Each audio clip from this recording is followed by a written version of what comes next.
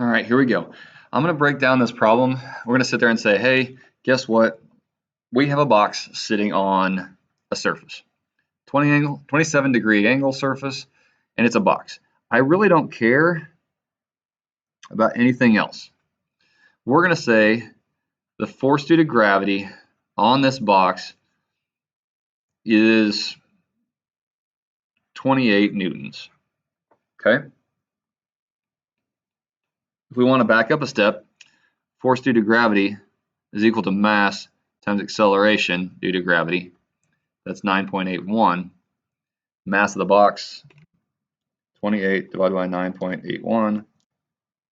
The mass of the box is 2.854 kilograms. Good information to have. Let's zoom in a little bit. Yes? So the whole point of this section, and it's the hardest part for people to get their brain wrapped around, you get some different colored pens here, is I need to know how much force is going down, force of gravity in the y, and how much is going, I'm switching inks, I don't care, force of gravity in the x.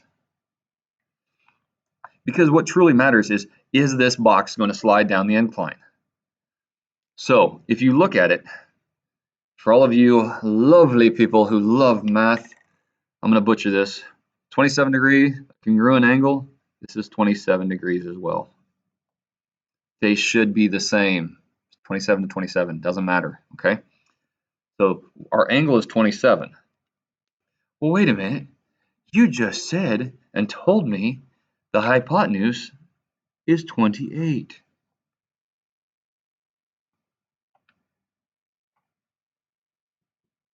Yes? Wait a minute. I can find the f of g of y in this case, force due to gravity in the y direction. Is the hypotenuse 28 times adjacent leg cosine of 27 degrees. F of g of x is the 28 hypotenuse times the sine, because it's the opposite leg of the 27 degrees.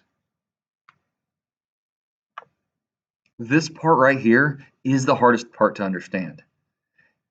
Why am I separating it? Because the rest of the problem will go, all right,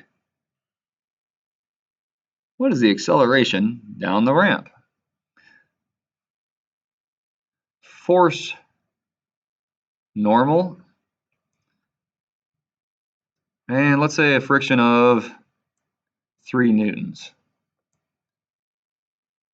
So I need to find the acceleration down the ramp. Well, that's a problem. So we can find and do this calculation here. Oops, don't want to do that. 28 times sine of 28, the hypotenuse, times the sine of 27 is 12.7 newtons down the ramp. Force due to gravity is 28 cosine of 27 degrees,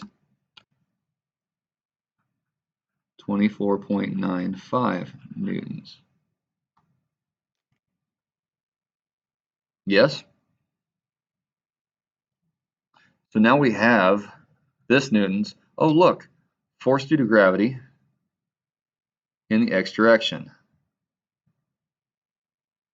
We said was 12.7 newtons in the x direction, that direction, minus the 3 newtons, actually, excuse me, force of friction is 3 newtons. So when we look at this, and this is one of those diagrams, the sum of the forces net in the x direction.